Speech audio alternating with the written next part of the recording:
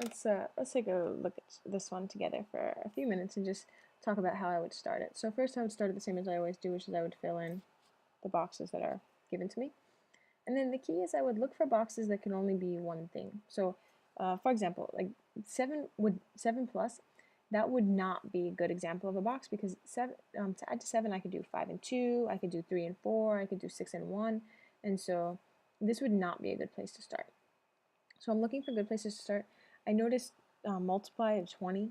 That's something that has to be a 4 and a 5. And watch what I'm going to do. I'm just going to put both the 4 and the 5 there. Okay. Subtract to 5. If I can only use the numbers 1 through 6, this would have to be a 1 and a 6. Same here. Subtract to 5. This would have to be a 1 and a 6. Okay. So notice I'm finding things that it can only be one thing.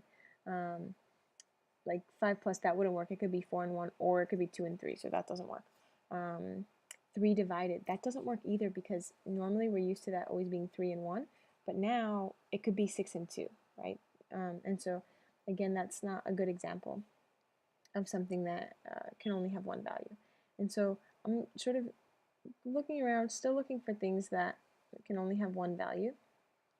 And let's see if I can get you started off with anything good. I noticed this multiply to 40. Let me think what multiplies to 40.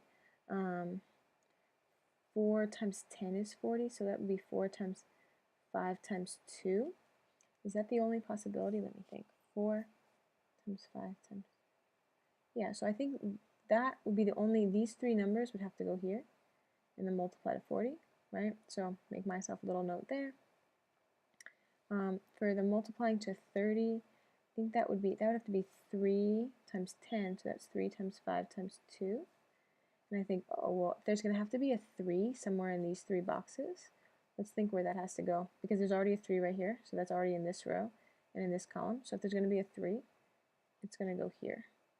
And then this would be either a 5 or a 2, and this will be a 5 or a 2, right, diagonal. So that's good. I have one number, right? Still thinking.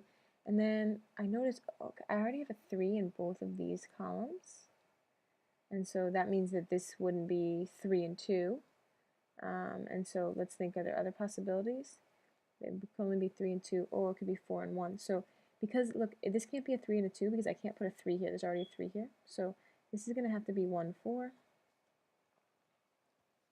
So I'm sort of continuing just to make myself notes. And then I notice, oh, well, if this is 1, 4, that means there's already a 1 and a 4 in this row. And so that means there can't be a 1 right here. So I'm going to erase this note. I had a 1 and a 6. I'm going to make this a 6 and this a 1. Okay. So, and then I'm just going to keep going, and I'm not going to do any more. These are hard, but you have to rely on your notes, making notes to yourself, and rely on finding places where there can only be one value. Remember, never guess. You never need to guess here. Okay. I'm just going to give you one last thought before I log off here. This multiply to 180. I think to myself, oh, that's the same as 18 times 10. And that's the same as 18 is 6 times 3, and 10 is 5 times 2. So that multiply to 180, that's going to be 6 times 3 times 5 times 2. And so then from there, you should be able to figure out this number and this number.